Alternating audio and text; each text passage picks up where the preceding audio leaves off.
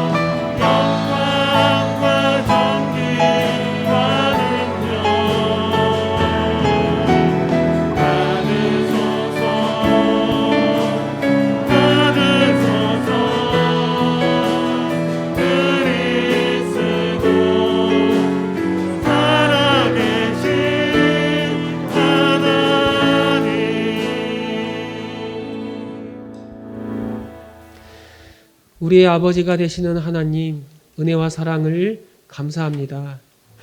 죽을 수밖에 없었던 이 죄인들을 그리스도 예수 안에서 구원하여 자녀 삼아 주시고, 날마다 우리와 함께 하시고, 우리가 가야 할 길을 열어주시고, 오늘 이 복된 예배 자리까지 인도하시니 찬양과 영광을 올려드립니다.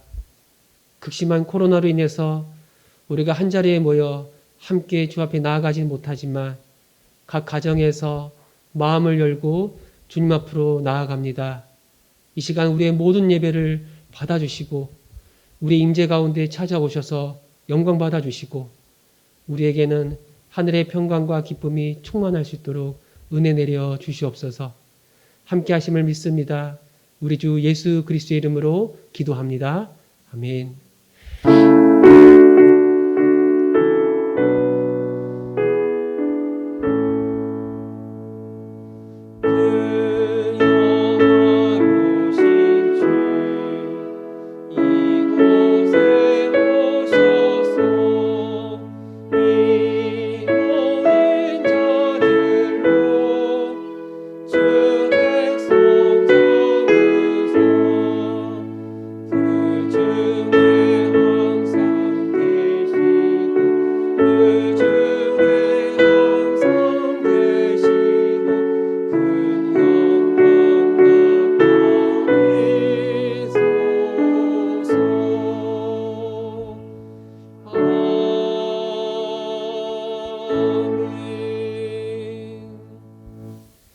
여호와여, 내가 주께 피하오니 나를 영원히 부끄럽게 하지 마시고 주의 공의로 나를 건지소서.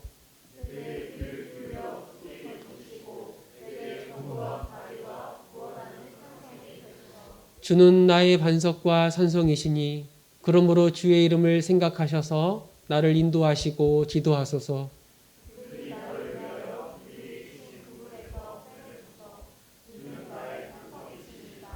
내가 나의 영을 주의 손에 부탁하나이다. 진리의 하나님 여호와여, 나를 속량하셨나이다.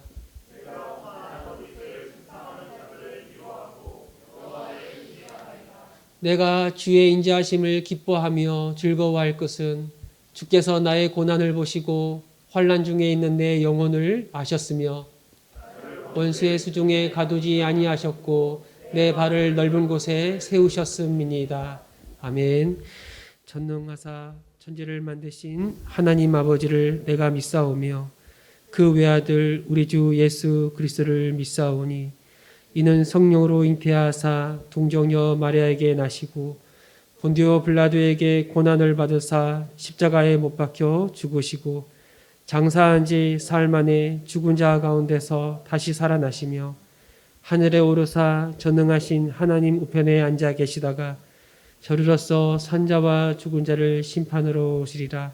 성령을 믿사오며 거룩한 공예와 성도가 서로 교통하는 것과 죄를 사하여 주시는 것과 몸이 다시 사는 것과 영원히 사는 것을 믿사옵나이다.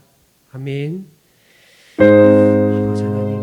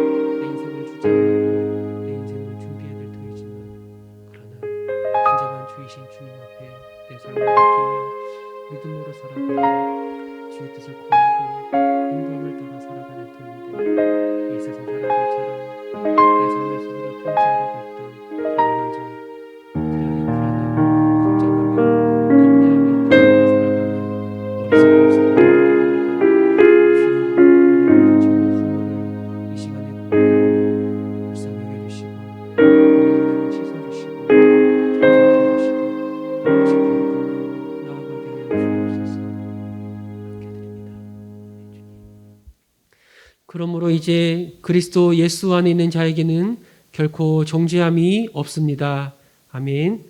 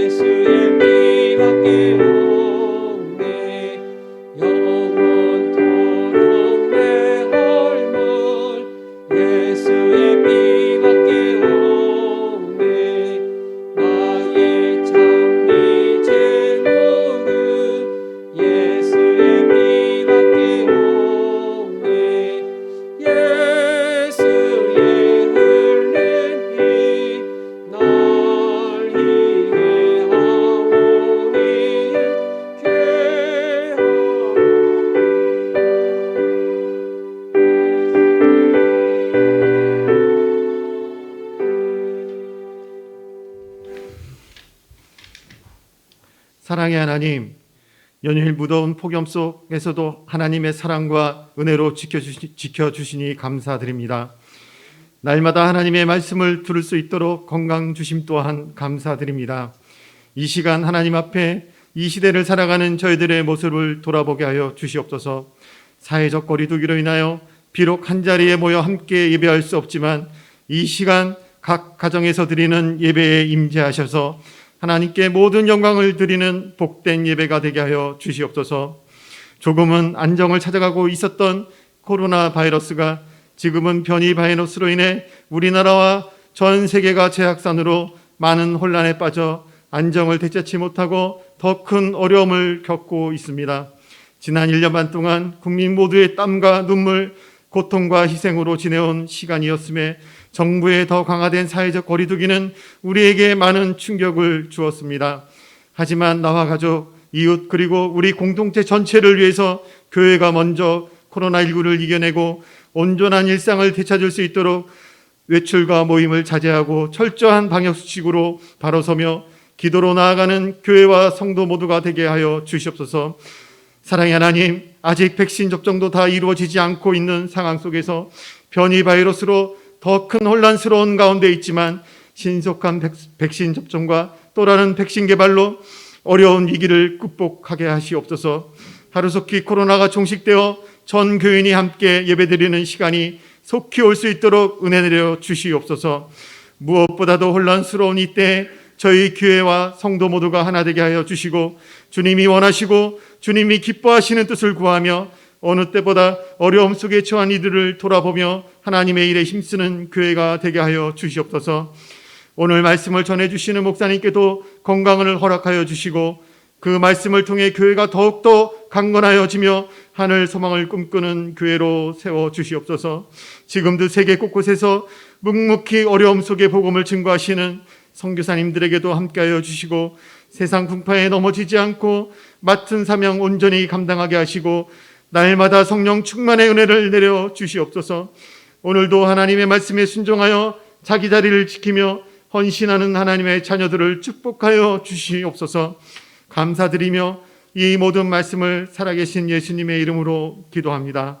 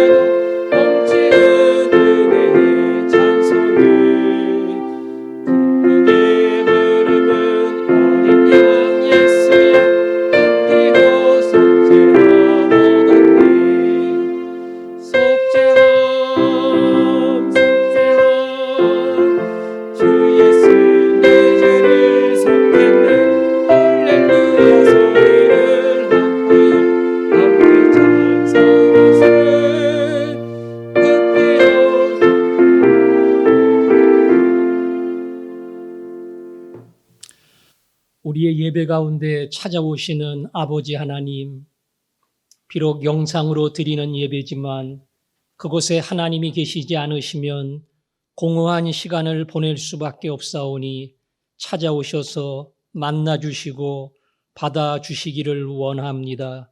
이 시간 모든 혼란과 어지러운 상황 속에 변치 않은 하나님이 계심을 믿고 감사로 주 앞에 나왔습니다.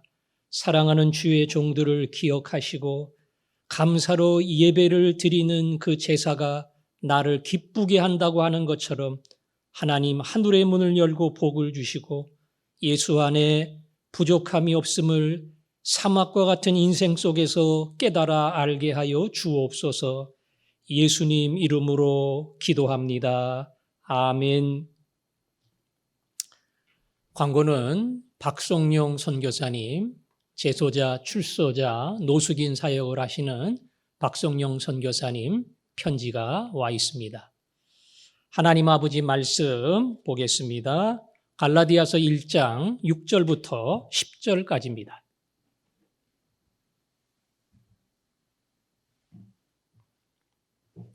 갈라디아서 1장 6절부터 10절까지 제가 읽습니다. 그리스도의 은혜로 너희를 부르신 이를 이같이 속히 떠나 다른 복음을 따르는 것을 내가 이상하게 여기노라. 다른 복음은 없나니 다만 어떤 사람들이 너희를 교란하여 그리스도의 복음을 변하게 하려 함이라. 그러나 우리나 혹은 하늘로부터 온 천사라도 우리가 너희에게 전한 복음 외에 다른 복음을 전하면 저주를 받을지어다. 우리가 전에 말하였거니와 내가 지금 다시 말하노니 만일 누구든지 너희가 받은 것 외에 다른 복음을 전하면 저주를 받을지어다.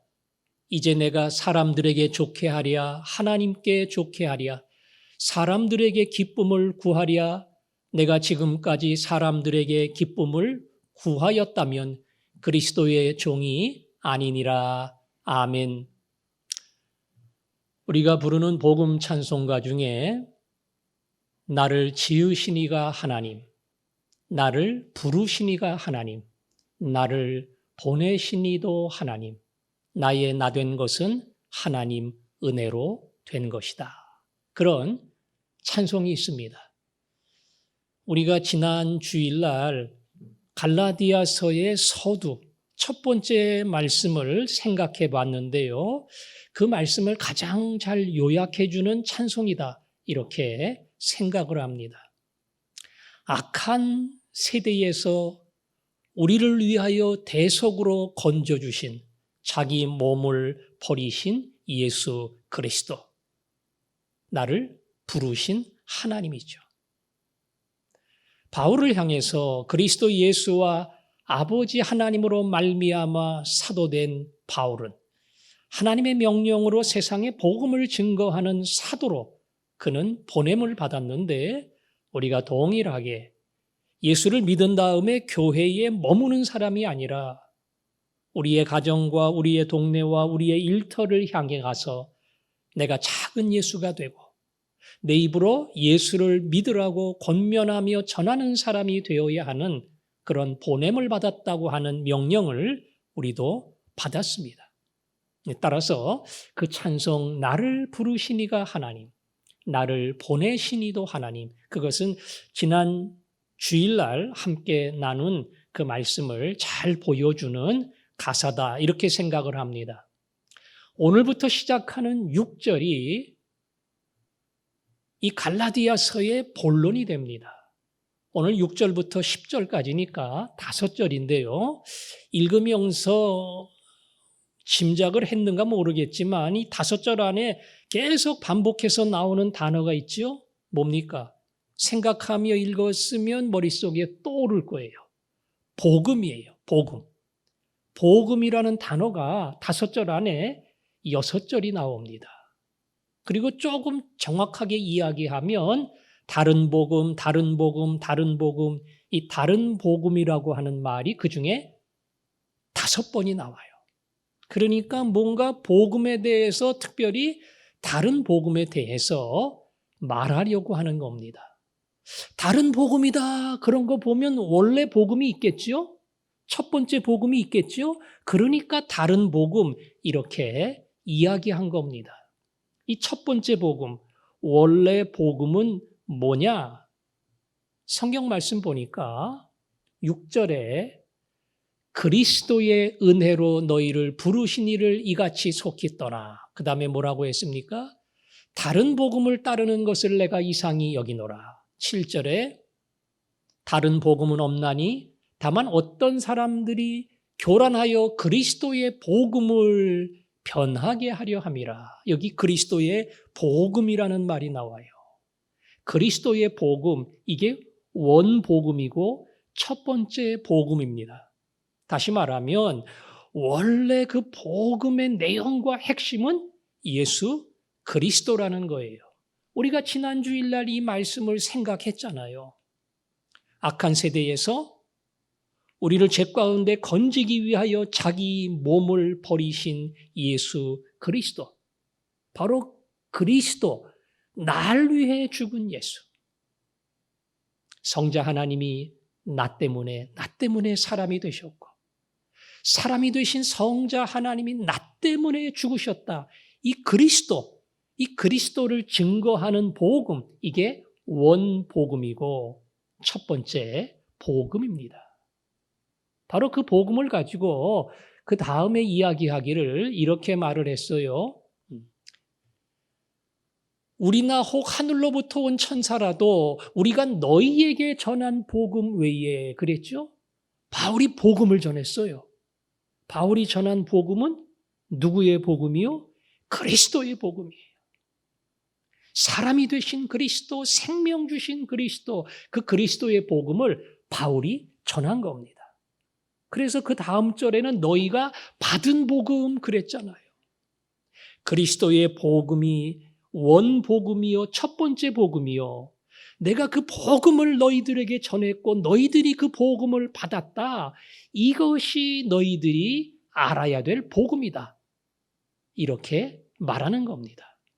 그러면 다른 복음은 뭐예요? 이거하고 다르다는 겁니다.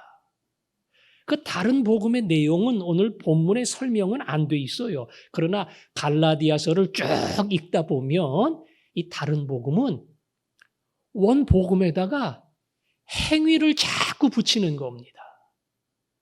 그래서 예수를 믿기는 믿지만 그거로는 안 돼. 할례를 받아야 진짜 구원받는 거야.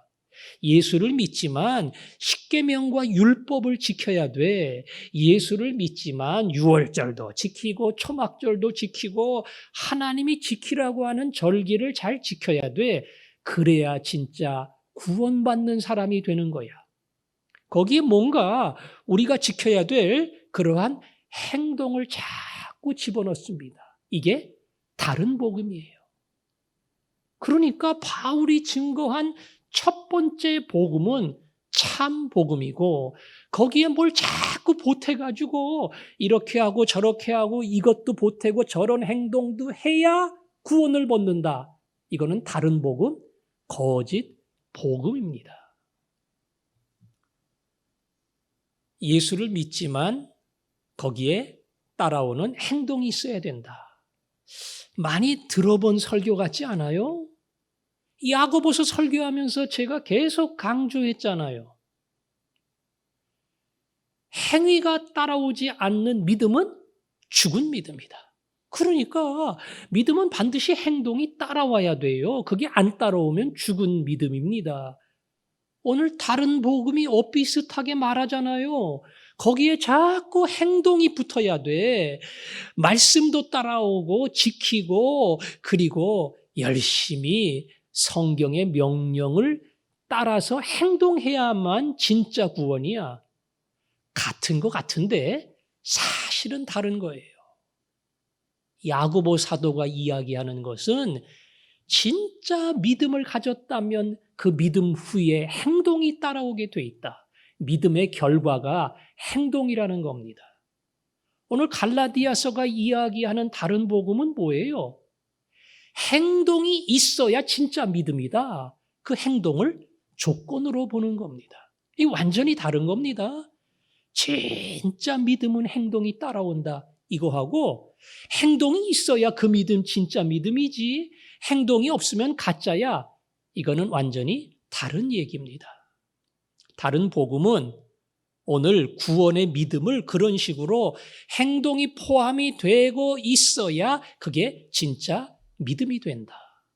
그래서 일부에서는 믿기는 믿지만 그 사람이 진짜 믿는 사람인지는 죽을 때까지 봐야 한다. 중간에 삐딱하게 나가면 가짜 믿음이야. 끝까지 믿음대로 교회 잘 나오고 성실하게 섬기고 다른 사람 위해서 희생하고 이렇게 끝까지 가야 그것이 진짜 믿음이니까 죽을 때까지 봐야 참 믿음, 거짓 믿음을 구분할 수 있다. 이렇게 이야기합니다. 아니에요. 참 믿음은 그리스도를 믿는 것이고 거짓 믿음은 거기에 자꾸 행동을 보태는 겁니다. 이게 바로 다른 복음, 거짓 복음이에요. 자, 이 다른 복음, 거짓 복음을 문제는 따라가는 교인들이 있다는 거예요. 따라가는 사람이 없으면 문제될 게 없는데 그 다른 복음, 거짓 복음을 따라가는 사람들이 있다는 겁니다. 왜 따라가겠어요? 비슷하니까 따라가는 거예요. 성경 말씀에 이 다른 복음이 교란을 시켜서 진짜 복음을 변하게 한다 이런 말이 있어요. 그러니까 복음이 비슷해요. 근데 참 복음이 아니에요. 그래서 비슷한 것 같지만 진짜 복음을 이렇게 삐딱하게 만들어 자기들이 진짜인 것처럼 이야기를 합니다. 굉장히 이해가 되는 복음을 우리에게 전달을 하는 거예요. 믿음이 아니라 믿음의 행위가 따라와야 된다. 목회를 하면서 제가 우리 성도들에게 예수를 믿고 구원받았죠? 죽으면 천국 갈 거 믿습니까? 이렇게 질문을 했을 때에 목사님, 지금처럼 살다가 죽으면 어떻게 천국 가겠어요? 이렇게 대답하는 사람이 있습니다. 그 대답 속에는 이렇게 엉망으로 살다가 죽으면 천국 못 가죠. 교회 생활 잘하고 열심히 봉사하고 섬기다가 하나님 불러야 천국까지 지금처럼 살면 못 갈 거예요. 그 구원의 조건에 자꾸 자기의 행위를, 자기의 변화된 어떤 삶의 내용을 보탠단 말이에요. 목사 입장에서 보면 답답하죠. 여러분, 예수 믿으면 바뀌어야 됩니다. 삶의 변화가 있어야 됩니다. 그러나 여러분이 구원받는 것은 변화된 행동 때문에 구원받는 거 아니에요. 비록 그렇게 못한다 할지라도 참 복음, 그리스도의 복음, 나는 그렇게 못해. 왜 이런지 모르겠어. 그러나 그 다음에 나오는 말이 뭐예요? 나 같은 죄인을 위하여 예수님이 이 땅에 오셨다니. 그걸 고백할 수 있어야 돼요. 예수님이 전부 해놓으신 겁니다. 그래서 아까 6절에 시작할 때 그랬죠. 그리스도의 은혜로 너희를 부르신 이를. 그 복음의 핵심은 은혜예요. 은혜. 보탤 게 아무것도 없어요. 교회 조금 잘 나온다고 이거로 안 되고요. 뭐 좋은 일 많이 하고 다른 사람에게 나누어 준다고 이거로도 안 돼요. 은혜는 100% 다 하나님이 하신 겁니다. 너희가 보탤 것은 아무것도 없다. 너희는 하나님 앞에 죄인이며 드러난 죄든 숨겨진 죄든 행동의 죄든 마음의 죄든 하나님 앞에 나올 수 없는 죄인, 하나님 멀리 떠나 자기 마음대로 인생을 살아가던 죄인을 위해 하나님이 자기 아들을 보내셨다. 그리고 그 아들로 말미암아 너희 죄를 대신했다. 거기에 너희가 보탤 건 아무것도 없어. 오직 복음은 은혜다. 이걸 깨닫지 못하고 자꾸 뭘 보태려고 해요. 그래서 요거까지 하고 요 정도 해야 내가 구원받지. 우리 화전중앙교회 성도들은 구원받았습니까? 죽으면 천국 갈 자신이 있습니까? 그러면 제가 죄인이지요. 자격 없지요. 근데 예수님이 날 위해 죽으셨잖아요. 제가 그거 믿습니다. 예수 믿으면 죄를 깨끗이 씻음받고 하나님의 자녀가 되는 거 제가 그거 믿습니다. 제가 예수 믿으니까 하나님 자녀니까 저를 천국에 불러주시는 거 제가 확신합니다. 이렇게 대답하는 사람, 그런 믿음의 고백, 믿음의 대답이 여러분에게 있기를 원합니다.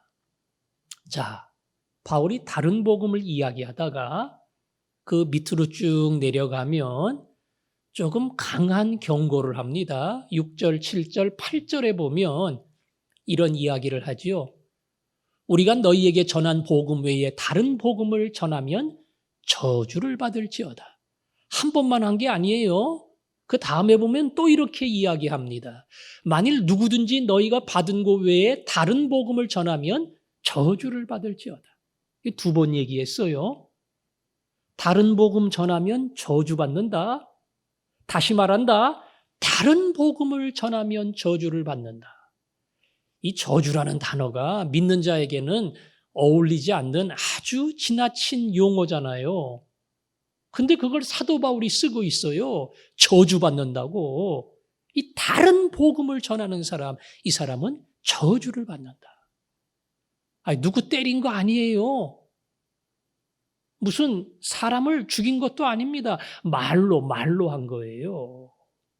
더 나아가 세상에 돈으로 유혹을 받아서 넘어지는 사람도 많고요. 돈 때문에 주일도 빼먹고 예배도 건너뛰고 헌금도 안 하고 이런 사람들이 있고요. 성적인 욕구를 컨트롤 못 해가지고 한 번 넘어진 다음에 은밀하게 그 죄에 빠지는 사람도 있고 얼마든지 있을 수 있어요. 그런데 오늘 바울은 저주까지 그런 아주 지나친 용어까지 사용하면서 다른 복음을 전하는 사람은 저주를 받을지어다. 이렇게 이야기했습니다. 왜 그래요? 돈 때문에 성욕으로 여러 가지 죄에 빠질 수 있어요. 그러나 돌아올 수 있습니다. 근데 다른 복음은 그 영혼을 죽이는 거예요. 돌아오는 죄가 아니라 그 영혼을 파괴시키는 거예요. 가장 무서운 그러한 유혹으로 다가오는 겁니다. 그래서 바울이 그런 복음을 전해서 사람을 죽이는 자는 정말 저주를 받아야 돼. 이렇게 강하게 경고를 한 겁니다. 얼마나 강하게 이야기를 했는고 하니 어떤 사람이 만약에 다른 복음을 전한다면 그는 저주를 받는다. 그래놓고 그 다음 절에 뭐라 그랬어요? 우리와 혹은 하늘로부터 내려온 천사라 할지라도 다른 복음을 전하면 저주를 받는다. 만에 내가 다른 복음 전했다? 나야말로 저주받아야 돼. 천사가 다른 복음을 전하는 일이 생긴다? 저주받아야 돼. 생명의 복음이 아니라 죽이는 복음을 전한다면 그것이야말로 하나님의 저주를 받아야 한다. 이렇게 아주 강하게 이야기를 하는 겁니다. 과연 요즘 교회에 이러한 일들이 일어나는가? 참 복음, 진짜 복음이 아니라 거기다가 뭘 막 보태가지고 교회 안에 이렇게 스며들어와서 성도들을 흔드는 그런 거짓 교리가 있는가? 대표적인 거짓 이단이 신천지 아니에요? 우리는 불교를 이단이라 그러지 않아요. 불교는 타종교입니다. 근데 신천지는 이단이라 그래요. 왜? 성경을 가지고 이야기하고요. 기독교인이라고 이야기하고요. 간판도 교회라 그러고요. 그래서 말 그대로 보통 교회 안에 잠입을 해가지고 은근히 거짓 교리를 퍼뜨리며 사람을 망가뜨립니다. 목사를 욕하게 만들고 성경도 잘 모른다, 엉뚱한 이야기를 한다, 목사에 대한 불신을 심어주고요. 그리고 잘못된 구원의 도리를 가르쳐요. 진짜 목자에게 와야 되고 거기서 희생을 하고 헌금을 드리고 전도 열심히 하고 그래야 구원받는 거야. 뭔가 종교적인 선한 행위처럼 보이지만 그거를 많이 해야 구원받는다. 이렇게 이야기를 합니다. 거짓교리죠. 혹 어떤 사람들은 그렇게 말하는 사람이 있어요. 진짜 구원받은 사람은 방언이 터져야 돼. 진짜 구원받은 사람은 성령 춤도 추고 병 고치는 능력도 나타나고 이거 없으면 다 가짜야. 이런 뭔가가 드러나야 그게 진짜 하나님의 자녀고 구원받은 사람이지 이렇게 무슨 신비 체험을 강조하는 그러한 거짓교리가 있다고요. 이거 다 뭡니까? 교회 안에 은밀히 들어와서요. 내 믿음이 엉터리인가 봐. 나는 구원 얻는 그런 아직 수준에 이르지 못했나 봐. 이렇게 막 흔들어 가지고요. 거짓 교리를 따라 교훈을 따라 엉뚱한 것을 붙잡고 나가도록 만드는 그게 오늘 성경이 말하는 다른 복음, 거짓 복음, 저주를 받아야 할 복음이에요. 그런 복음을 듣고 따라가는 사람이 있다면 이 참 복음 안에 뿌리를 내리지 못한 거죠. 늘 강조하지만 이 화전중앙교회를 쭉 다니면서 신앙생활을 하신 분들은 그 거짓 교훈이 오면 대번에 분별을 할 수 있어야 됩니다. 분별하는 게 너무나 쉬워요. 어렵지도 않아요. 이상한 얘기하고 엉뚱한 얘기하고 그리스도의 보혈의 피 이것 외에는 구원의 길이 없다. 이게 아니라 자꾸 거기에 보태서 이것저것 주장하고 그리고 요구하는 것 이거 다 거짓 것이고요.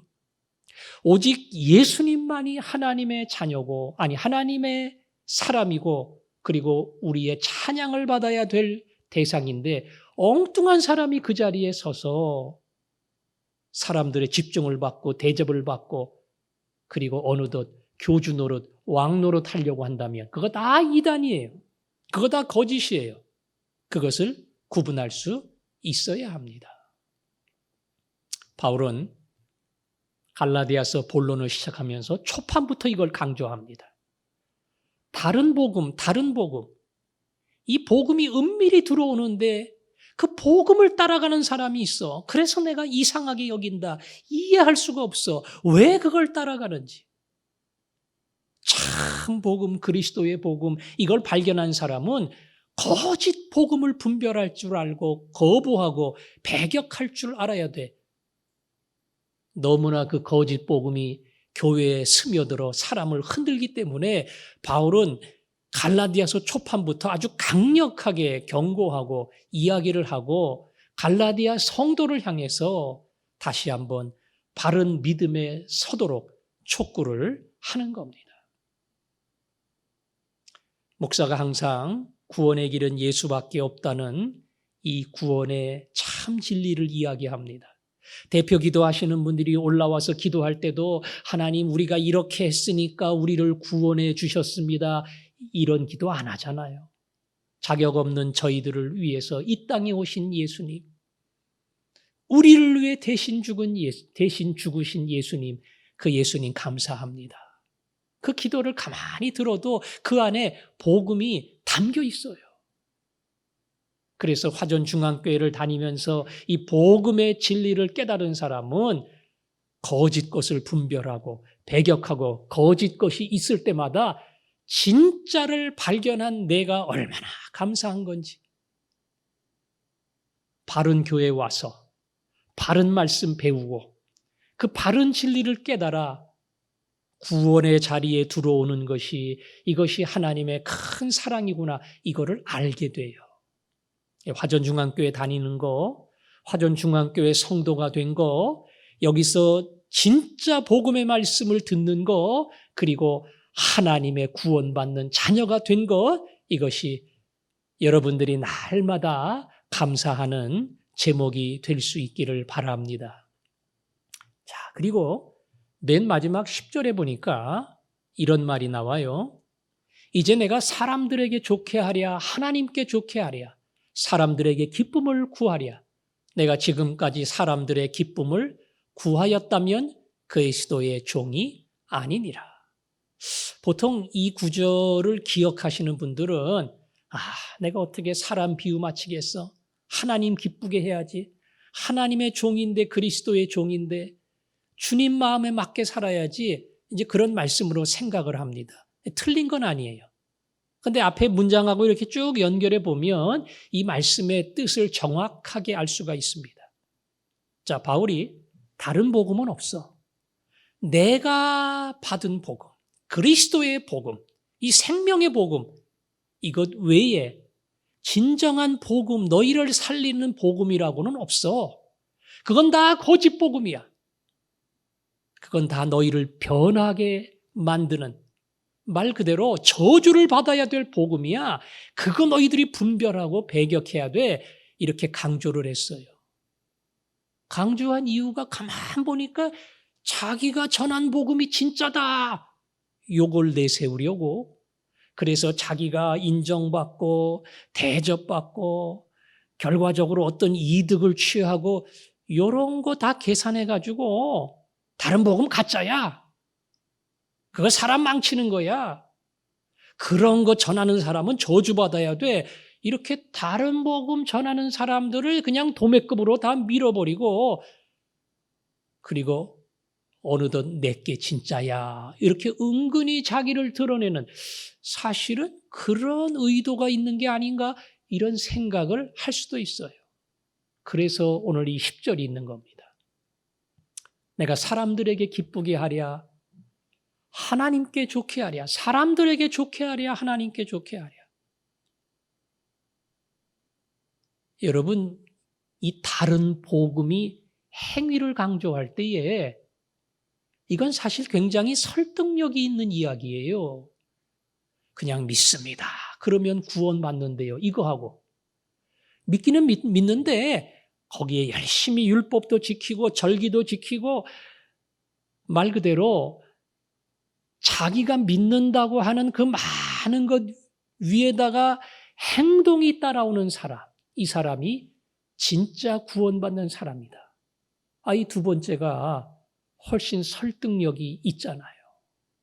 그래서 이 갈라디아 편지를 받는 사람들이 지금의 터키인데 그 지역에 사는 이주한 유대인들하고 그들을 통해서 유대교, 구약 성경을 믿는 사람들이었어요. 그 사람들에게 복음을 전하는데 예수 그리스도를 믿어야 된다, 이 복음하고, 믿기는 믿지만 구약의 율법들을 다 지켜야 됩니다, 이거하고 어느 게 설득력이 있겠어요? 후자가 훨씬 설득력이 있죠. 그러니까 바울도 후자를 택하면 부딪힐 게 없어요. 사람들에게 인정받고 인기 있고 대접받습니다. 그거 하면 좋아요, 나도. 근데 내가 사람들에게 좋게 하겠느냐? 아니면 하나님께 좋게 하겠느냐? 난 너희들이 듣기 편한 그런 얘기하면 어디 가서 부딪힐 것도 없고 사람들이 다 고개 끄덕끄덕 하면서 바울의 말이 맞아 이럴 거야. 그러나 나는 그렇게 할 수 없어. 나는 하나님이 내게 주신 사명을 따라 하나님의 뜻에 순종해서 하나님께 좋게 해드리는 그런 사람이 돼야 돼. 그래서 나는 사람들에게 좋게 하는 자가 될 수 없다. 나는 그리스도를 기쁘게 하는 그리스도의 종이다. 그렇게 자기의 입장을 분명하게 이야기한 겁니다. 잠언 16장에 그런 말씀이 있어요. 어떤 길은 사람의 보기에는 바르나 필경은 사망의 길이니라. 맞는 것 같아요. 그럴듯해요. 진짜 같아요. 그것 따라가면 정말 좋은 길이 열리고 구원의 길이 열릴 것 같아요. 이해가 되고 설득돼요. 바른 길 같지만 필경은 사망의 길이다. 독버섯이에요. 먹으면 죽어요. 근데 뭐 예뻐요. 그럴듯해요. 먹으면 좋을 것 같아요. 그래서 그거 먹으면 큰일 나는 겁니다. 바울이 그런 심정을 가지고 그냥 너희들이 듣기 편한 얘기하면서 너희들한테 설득력 있게 호소하고 그래서 너희 입맛에 맞게 전달해 줄 수 있어. 근데 진짜 생명의 길은 하나님이 주시는 길이고 그것은 예수를 믿는 길이고 여기만이 참 구원받는 유일한 길이 있음을 나는 전하지 않을 수 없다. 이게 사도 바울이 오늘 갈라디아서를 시작하면서 외쳤던 가장 중요한 핵심입니다. 여러분이 예수님을 믿는 줄 압니다. 분명 우리 교회 안에도 제가 물어보면 아유 목사님 제가 뭐 이래가지고 천국 가겠어요? 그렇게 대답하는 사람이 있어요. 믿기는 믿지만 뭐 이렇게 살아가지고야 제가 나중에 조금 달라지고 변하고 뭔가 좀 생활이 하나님 보기에 선하게 바뀌면 그러면은 그때쯤 내가 천국 갈 수준 될 겁니다. 이렇게 얘기하는 사람 있다니까요. 아니에요. 좀 심하게 말하면 내가 어떻게 살든지 간에 죄인 위해서 죽으신 예수 그리스도 믿기만 하면 그 하나 가지고 우리는 구원받고 하나님의 자녀되고 천국 백성이 됩니다. 그래서 구원받은 하나님의 자녀들이 할 수 있는 것 딱 하나잖아요. 감사, 감사, 감사. 나 같은 사람을 불러주셔서 이 큰 은혜를 알게 하시고 이 은혜를 깨달아 하나님의 자녀가 되게 해주신 거. 내가 한 거 아무것도 없는데 전부 하나님이 해주셨는데 그래서 하나님의 자녀된 것에 대해서 우리가 할 수 있는 것은 감사, 감사, 감사해요. 간혹 제게 묻기를 목사님 믿음 생활 잘 하다가 인생 마지막에 교회도 떠나고 부끄러운 인생을 살고 이러다가 교회 못 돌아오고 세상을 떠난 사람 천국 갈까요? 그 사람이 진짜 예수를 믿은 사람이라면 만에 하나 그의 노년에 잘못돼서 세상에 빠졌다 할지라도 그 사람은 하나님의 자녀입니다. 혹 부끄러운 자녀라 할지라도 하나님의 자녀예요. 어떤 사람이 치매 때문에 예수님 믿습니까? 예수 믿는 게 뭐예요? 난 몰라요. 전혀 예수라는 이름도 기억하지 못하고 그렇게 살다가 죽은 사람 천국 가느냐? 그 사람이 진짜 예수를 믿은 사람이라면 이 뇌의 기능이 점점 마비돼서 치매 증세가 나오고 예수 이름도 생각 안 나도 예수 믿고 구원받은 사람은 오직 하나님의 은혜로 영원한 자녀로 남는 겁니다. 이것이 우리가 고백해야 될 신앙의 핵심이에요. 신앙의 핵심입니다. 교회 봉사도 하고 열심히 해야 되지만 구원받은 거는 100% 하나님의 은혜입니다. 특별히 여러분이 믿음 안에 못 살 때에 자꾸 넘어지고 멀어지고 부끄러운 자신을 발견하면서 하나님 앞에 나가는 게 꺼림직하고 어렵고 힘들 때에 그때 오히려 이런 나를 끝까지 사랑하시는 하나님 참 감사하다. 이렇게 가능성이 없어 보이는 나를 건져주신 예수님의 사랑이 너무나 감사하다. 오히려 그 자리가 은혜를 깊이 깨닫는 고백의 자리로 하나님이 바꾸어 주시는 겁니다. 그런 믿음의 고백이 이 갈라디아서를 통해서 일어나기를 원합니다. 갈라디아서를 배우면서 여러분 마음속에 딱 하나 예수, 예수, 예수. 이것만 남아서 어디를 가나 예수, 예수 외에는 자랑할 것이 없습니다. 이것이 여러분의 자랑이 되고 저의 자랑이 되기를 소원합니다. 예수님께서 말씀하셨습니다. 수고하고 무거운 짐진 자는 다 내게로 오라. 여기만, 이 길만이 쉼을 얻는 길이고 생명의 길이고 복된 길이다. 다른 길 없어. 구원을 얻을 만한 다른 길을 주신 적이 없어. 오직 이 길만이 생명의 길이에요. 그래서 기독교와 복음에는 배타성이 있어요. 배타성. 제가 포괄적 차별금지법에 대해서 한번 이야기한 적이 있어요. 우리 기독교계가 반대한다고. 우리나라에 차별금지법 많아요. 장애인 차별금지법, 무슨 비정규직 보호법, 무슨 양성평등기본법, 근로기준법 한 33개 된다 그래요. 근데 이 포괄적 차별금지법은 사실 성적 소수자, 이 동성애자를 보호하기 위해서 만든 거예요.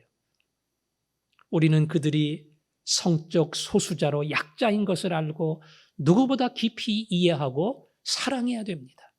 그러나 그들의 성적인 취향과 성향을 우리는 사랑할 수 없어요. 왜? 그거 죄니까. 성경은 그것을 분명하게 이야기합니다. 여자가 여자로, 남자가 남자로 더불어 악한 짓을 한다.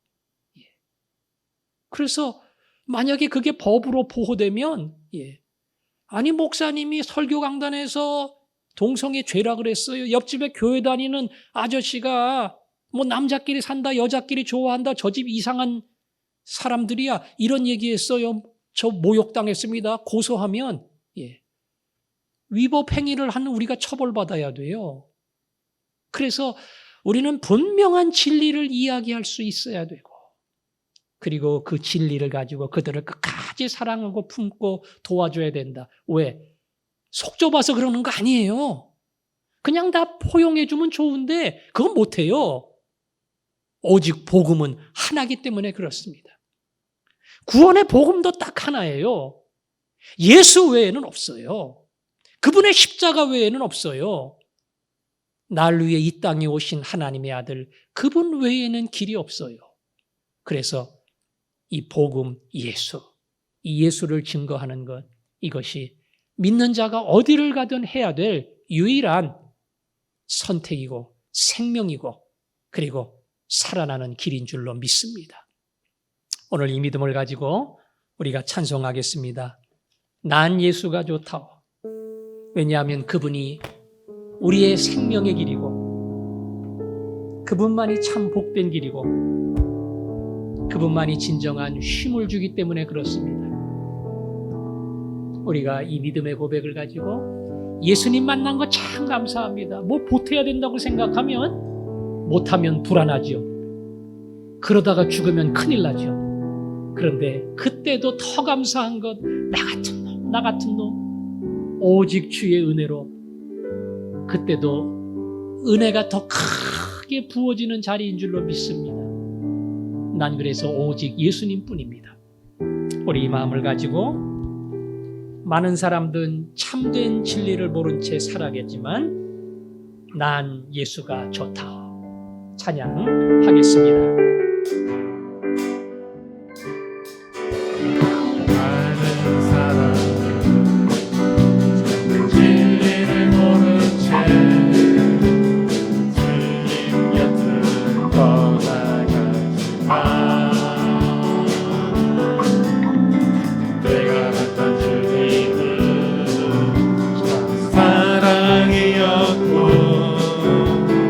진리고 소망이여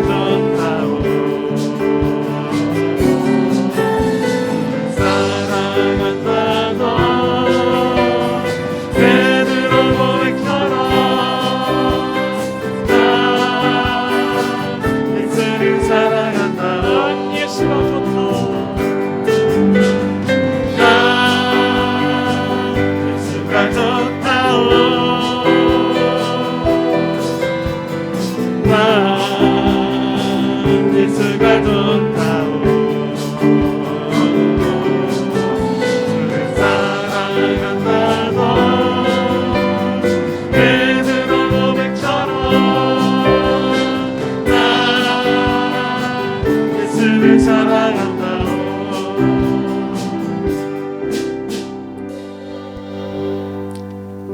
우리 한 가지 감사기도 합시다.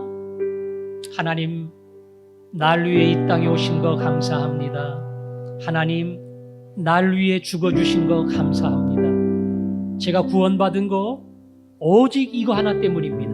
100% 하나님이 다 해놓으셨습니다. 이걸 믿음의 손을 내밀어 받을 때에 내 모든 죄를 씻어 하나님의 거룩한 자녀 삼아주셨음을 믿습니다. 한평생 감사의 제목입니다. 내가 구원받았다는 사실을 기억하고 영원히 변치 않는 이 제목을 마음속에 품고 우리 다 같이 감사로 기도하겠습니다.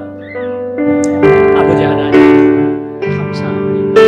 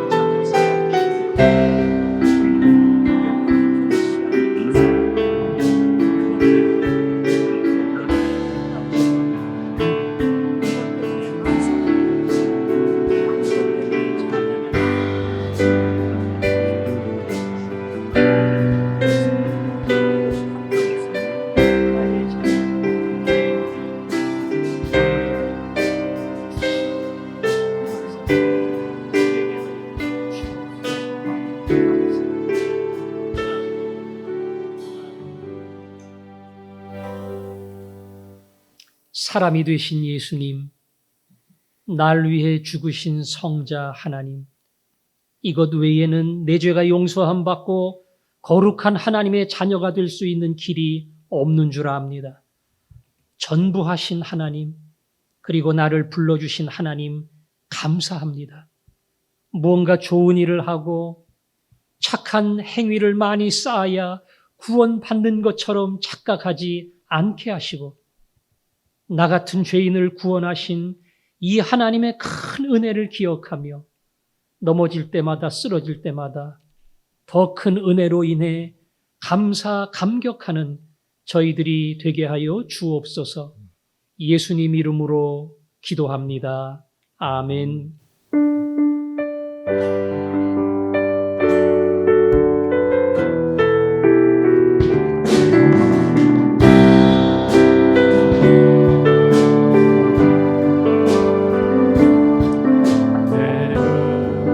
주의 영광을 보내